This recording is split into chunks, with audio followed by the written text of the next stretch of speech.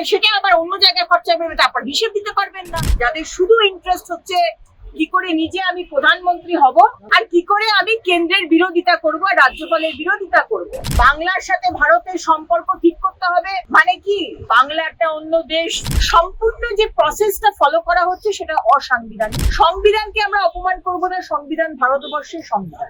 সাধারণ মানুষকে প্রকল্প দেব না, সুবিধে দেব না, আর মানুষকে ভুল বোঝাবো। আপনি যে বললেন মুখ্যমন্ত্রী 21শে জুলাইয়ের মঞ্চ থেকে আমি টিএমসি কেও ছাড়ি না, সব ডায়লগে শুনতে ভালো লাগে মুখ্যমন্ত্রী, আপনি আসলে যে কিছুই করেন না বাংলার মানুষ জানে। তৃণমূল কি কথা বলবে সেটা তো উত্তর দেওয়ার কথা আমার নয়, কিন্তু আমার মনে হয় যে আজকে যদি মুখ্যমন্ত্রী আমাদের নবীন পটনায়ক জি যখন মুখ্যমন্ত্রী ছিলেন উড়িষ্যায়, সেখানেও বিজেপি শাসিত রাজ্য সেই সময় ছিল না, কিন্তু সব সুযোগ সুবিধে উড়িষ্যার মানুষ পেত।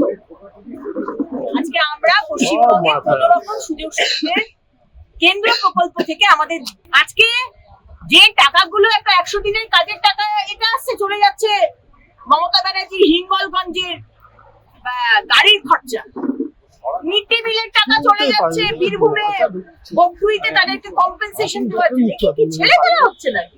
হ্যাঁ, ছেলে খেলা করছেন যে এক খাতের টাকা অন্য জায়গায় খরচা করবেন সেটা আবার অন্য জায়গায় খরচা করবে, তারপর হিসেব দিতে পারবেন না।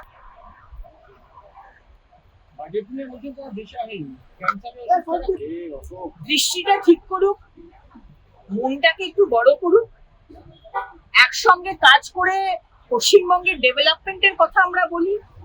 বারবার বলে এসছি আমাদের বিরোধীদের দিক থেকে যা দরকার আপনি বলুন, আমরা যাবো, দরকার হলে একসঙ্গে যাব, একটা টিম ফর্ম করে দিন। সুতরাং যাদের ইচ্ছেই নেই ওই মা মাটি মানুষের জন্য কাজ করার, যাদের শুধু ইন্টারেস্ট হচ্ছে কি করে নিজে আমি প্রধানমন্ত্রী হব আর কি করে আমি কেন্দ্রের বিরোধিতা করব আর রাজ্যপালের বিরোধিতা করব, তার রাজ্যে এই অবস্থাই হবে। যেটাই নিয়ম মানবেন না সেটাই ওনার কাছে নিয়ম মানা, মানে যখনই উনি নিয়মগুলো ভাঙেন সেটাই হয়ে যায় ওনার কাছে নিয়ম মানা। তারপরে আদালতে যান, এক আদালত থেকে আরেক আদালত, সিঙ্গেল বেঞ্চ থেকে ডিভিশন বেঞ্চ, ডিভিশন বেঞ্চ থেকে হাইকোর্ট, সুপ্রিম কোর্টের সিঙ্গেল বেঞ্চ, ডিভিশন বেঞ্চ, থাপ্পড়ের পর থাপ্পড় খেয়ে যাচ্ছেন, অপমানের পর অপমান হচ্ছেন মুখ্যমন্ত্রী মমতা বন্দ্যোপাধ্যায় আর আপনার সরকার, তাও আপনার কোনো লজ্জা নেই।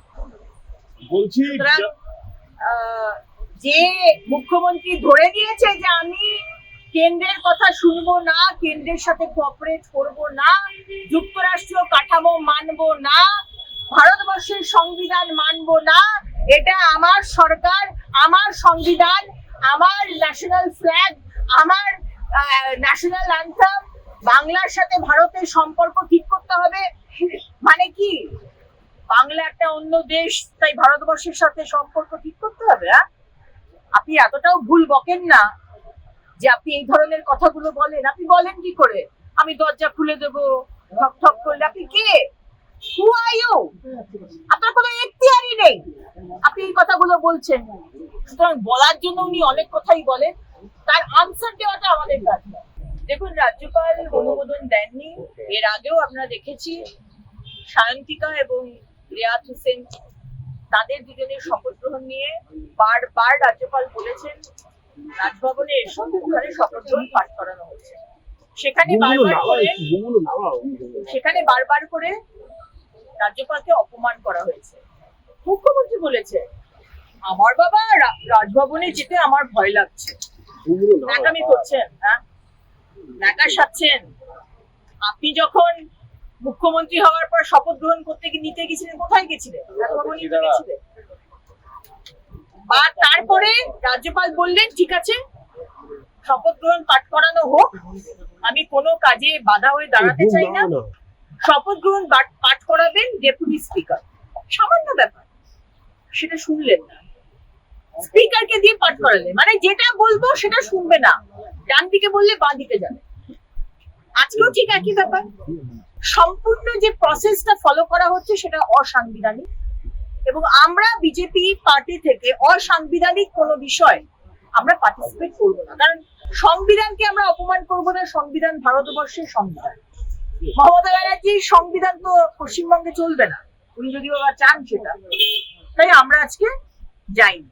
বাংলাকে বঞ্চনা করা হচ্ছে, সচেতন প্রশ্ন তুলছে। দেখুন, এই বঞ্চনা করেই তো বামফ্রন্ট রেজিম 500 বছর পিছিয়ে দিলেন জ্যোতিবাবু বুদ্ধবাবুরা। ওই কেন্দ্রের বঞ্চনা চলবে না, করতে দেব না দেখে এলাম। তারপরে ঠিক একদম সুন্দর বামফ্রন্টের ছাত্রী হয়ে ঠিক একই পথে আমাদের মুখ্যমন্ত্রী চলছেন। শুধু বঞ্চনা, ফেডারেল স্ট্রাকচার, যুক্তরাষ্ট্র কাঠামো মানবো না, ডান দিকে যেতে বললে বাঁ দিকে যাব, আপনারা আমাদের টাকা দেবেন, কেন্দ্র সরকার টাকা দেবে, বাকি অবিজেপি শাসিত রাজ্য, বিজেপি শাসিত রাজ্য যে নিয়ম ফলো করে টাকাগুলোকে খরচা করার কথা বলা আছে সেটা আমরা মানবো না। আমরা চুরি করব, সাধারণ মানুষকে প্রকল্প দেব না, সুবিধে দেব না, আর মানুষকে ভুল বোঝাবো। তো এটাই তারা করে আসছেন।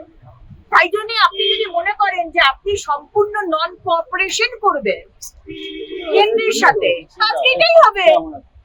বাকি ভারতবর্ষ যা পেয়েছে আমরাও তাই পেয়েছি, এক্সট্রা কিছু পাইনি।